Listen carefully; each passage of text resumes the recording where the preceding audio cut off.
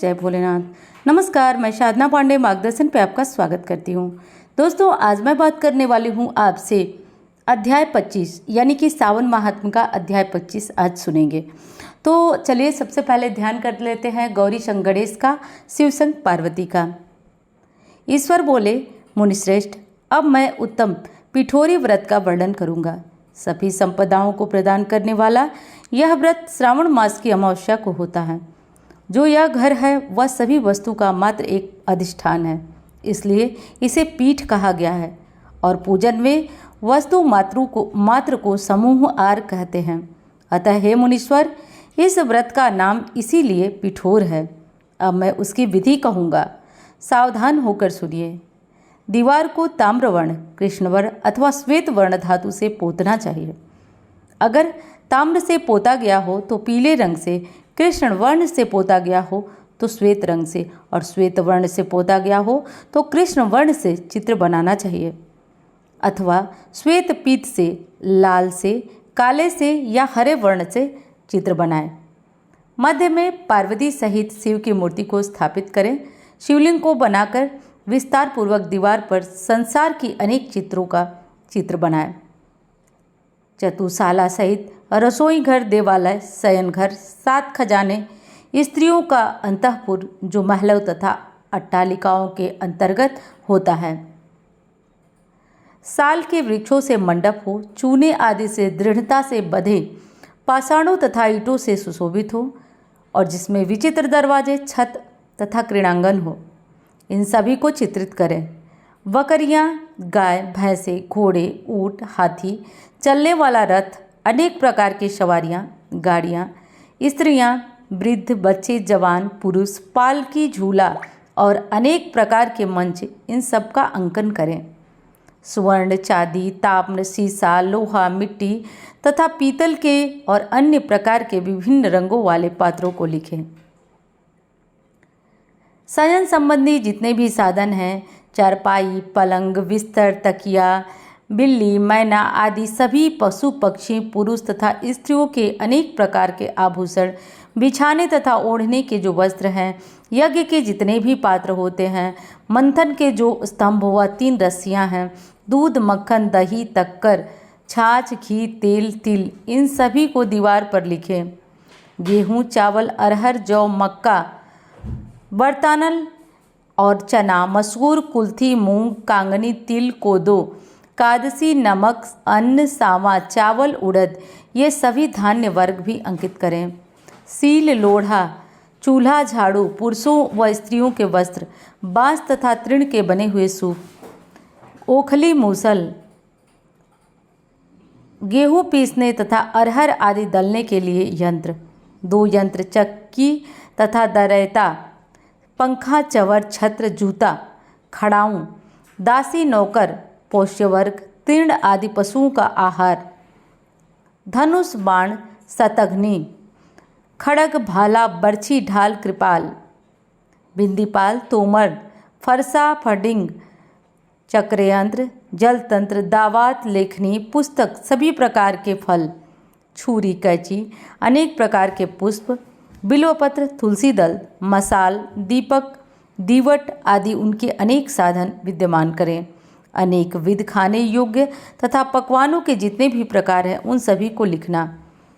जो वस्तुएं यहाँ नहीं बताई गई हैं, उन सबको भी दीवार पर लिखना है, क्योंकि यहाँ पर सभी कुछ लिखना संभव नहीं है, क्योंकि एक एक पदार्थ के सैकड़ों तथा हजारों भेद है, और मैं कितना कह सकूँगा। 16 उपचारों से इन सभी का पूजन होना चाहिए। पूजन में अनेक प्रकार के गंध, द्रव्य, अक्षत, धूप, चंदन अर्पित करें। ब्राह्मणों, बालकों तथा सौभाग्यवती स्त्रियों को भोजन कराएं। मेरा व्रत पूर्ण हो, हे सांब शिव, हे दयासागर, हे गिरीश, हे चंद्रशेखर, इस व्रत से आप प्रसन्न होकर हमारे मनोरथ पूर्ण करें। इस प्रकार 5 वर्ष तक व्रत करें, बाद में उद्यापन कर देना चाहिए। इसमें घृत तथा बिल्वपत्रों से शिव मंत्र के द्वारा होम होता है। एक दिन अधिवासन करके सर्वप्रथम ग्रह होम करना चाहिए। आहुति की संख्या 1000, 8000 अथवा 108 होना चाहिए। हे वत्स, उसके बाद आचार्य की पूजा करें और भूयसी दक्षिणा दें। इसके बाद व्यक्ति इष्ट बंधुजनों तथा कुटुंब के साथ भोजन करे। ऐसा विधान किए जाने पर मनुष्य सभी कामनाओं को प्राप्त कर लेता है। इस लोक में जो जो वस्तुएं उसे परम अभिष्ट होती हैं, उन सभी को वह पा लेता है। हे वत्स, मैंने आपसे इस उत्तम पिठोरी व्रत का वर्णन किया। इस व्रत के समान सभी मनोरथ तथा समृद्धियों को देने वाला और शिव जी की प्रसन्नता कराने वाला न कोई व्रत हुआ है और न होगा। इस व्रत में दीवार पर जो वस्तु बनाना है उसको निश्चित रूप से वह व्यक्ति पा लेता है। इस प्रकार श्री स्कंद पुराण के अंतर्गत ईश्वर सनत कुमार संवाद में श्रावण मास में 25वां अध्याय पिठोरी अमावस्या व्रत कथन नामक अध्याय समाप्त हुआ। उम्मीद करती हूँ कि यह अध्याय और ये सारी जो जानकारियाँ थी वो आपको बहुत पसंद आई होंगी। तो दोस्तों, अब बात कर लेते हैं 22वें अध्याय की। श्रावण महात्म का 22वां अध्याय हम जो है 26वां अध्याय हम लोग जान लेते हैं।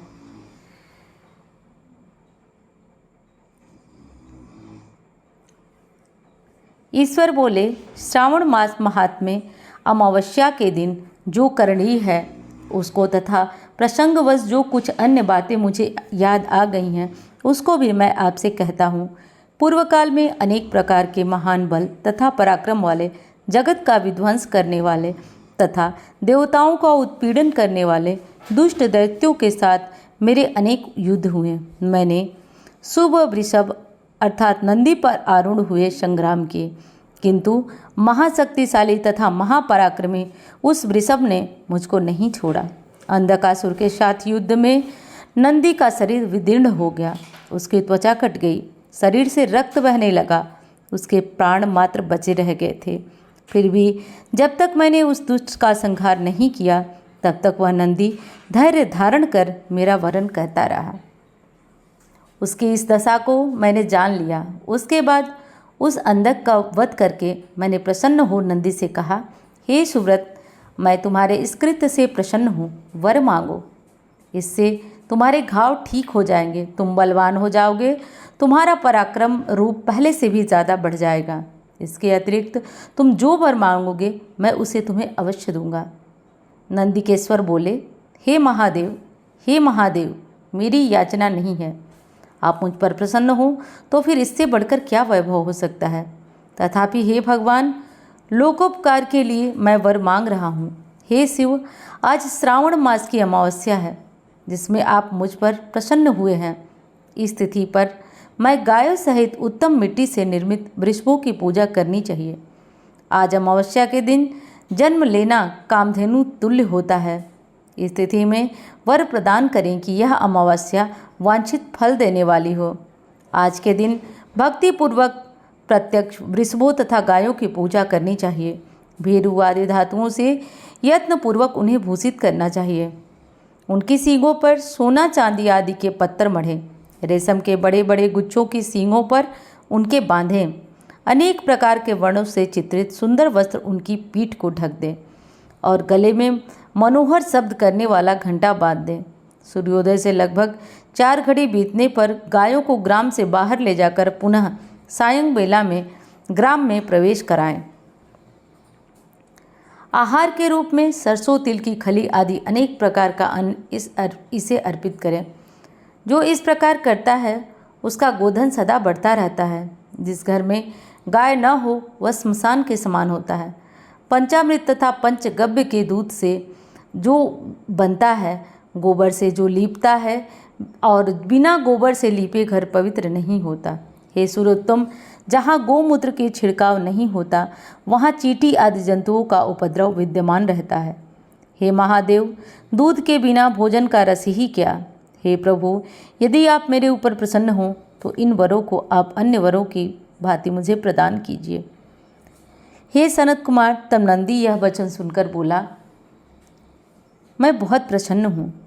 हे वृषभ श्रेष्ठ, महादेव की कृपा तुम्हारे ऊपर हो चुकी है। महादेव नंदी के ऊपर काफ़ी प्रसन्न हो गए। नंदी से कहा कि तुमने जो वर मांगा है वह सब हो जाए। हे नंदिन, इस व्रत का जो अन्य नाम है उसे भी सुनो। जो वृषभ किसी के द्वारा कहीं भी किसी कार्य में प्रयुक्त नहीं किया जाता और तृण खाता हुआ तथा जल पीता हुआ जो शांतिपूर्वक विचरण करता है तथा महान वीर व बलशाली होता है, उसे पोल कहा जाता है। अतः हे नंदिन, उसी के नाम से यह दिन पोला नामा वाला होगा। इस दिन अपने इष्ट बंधुओं के साथ महान उत्सव करना चाहिए। हे वत्स, मैंने उस दिन ये श्रेष्ठ व्रत प्रदान किए, अतः लोगों के द्वारा इस श्रेष्ठ दिन को पोला नाम वाला कहा गया है। इस दिन सभी मनोकामनाओं को पूर्ति होती है। वृषभों का महान उत्सव आज के दिन रचाना चाहिए। इसके साथ ही अब मैं इसी तिथि में किए जाने वाले कुश ग्रहण का वर्णन करूंगा। श्रावण मास की अमावस्या के दिन पवित्र होकर कुशों को उखाड़ लाएं। वे कुश सदा ताजे होते हैं, उन्हें बार बार प्रयोग में लाना चाहिए। कुश, कास, यौ, दुर्वा, उसीर, सतूदक, गेहूँ, व्रीहि, मंजू और वल्लभ, ये 10 दर्भ होते हैं। ब्रह्मा जी के साथ उत्पन्न होने वाले तथा ब्रह्मा जी की इच्छा से प्रकट होने वाले हे दर्भ, मेरे सभी पापों का नाश कीजिए और कल्याणकारक होइए। इस मंत्र का उच्चारण करने के साथ ईशान दिशा में मुख करके हूम फट मंत्र के द्वारा एक ही बार में कुशा को उखाड़ लें। जिनके अग्रभाग टूटे न हों तथा शुष्क न हों, वे हरित वर्ण के कुश श्राद्ध कर्म में प्रयोग योग्य कहे जाते हैं और जड़ रहित कुश देवकार में प्रयोग किए जाते हैं। 7 पत्तों वाले कुश देवकार तथा पितृकार के लिए श्रेष्ठ होते हैं। मूल रहित तथा गर्भयुक्त अग्रभाग वाले 10 अंगुल प्रमाण वाले जो 10 पवित्र गर्भ होते हैं, वह पवित्रक के लिए उपयुक्त होते हैं। ब्राह्मण के लिए 4 कुश पात्रों का पवित्रक बताया गया है और अन्य वर्णों के लिए क्रमशः 2-3 गर्भ का पवित्रक बताया गया है, अथवा सभी वर्णों के लिए 2 दर्भ का प्रयुक्तक उचित होता है। यह पवित्रक धारण करने वाले के लिए मैंने आपको बता दिया। उत्पवन हेतु सभी के लिए 2 दर्भ प्रयुक्त होते हैं। 50 दर्भों से ब्रह्मा और 50 दर्भों से विष्टर बनाना चाहिए। आचमन के लिए हाथ से पवित्रक को नहीं निकालना चाहिए। विकिर के लिए पिंड देने वाले अग्नौकरण करने के साथ और पाद्य देने के पश्चात पवित्रक का त्याग कर देना चाहिए। दर्भ के समान पुण्यव्रत, पवित्र और कुशनाशक और पापनाशक कुछ भी नहीं है। देवकर्म तथा पितृकर्म ये सब दर्भ कर्म के अधीन है।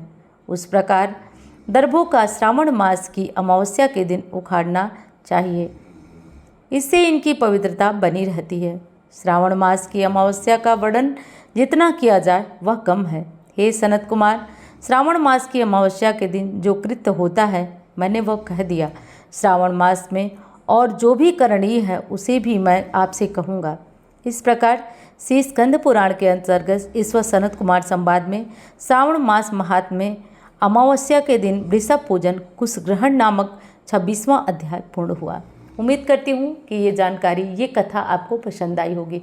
दोस्तों, आज की कथा यानी कि आज की और अगले दिन की मैंने एक साथ सुनाई, और कथा आपको कैसी लगी ये बता देंगे तो मुझसे काफ़ी मदद मिलेगी। चलिए अब मिलती हूँ अन्य वीडियो में। धन्यवाद। हर हर महादेव।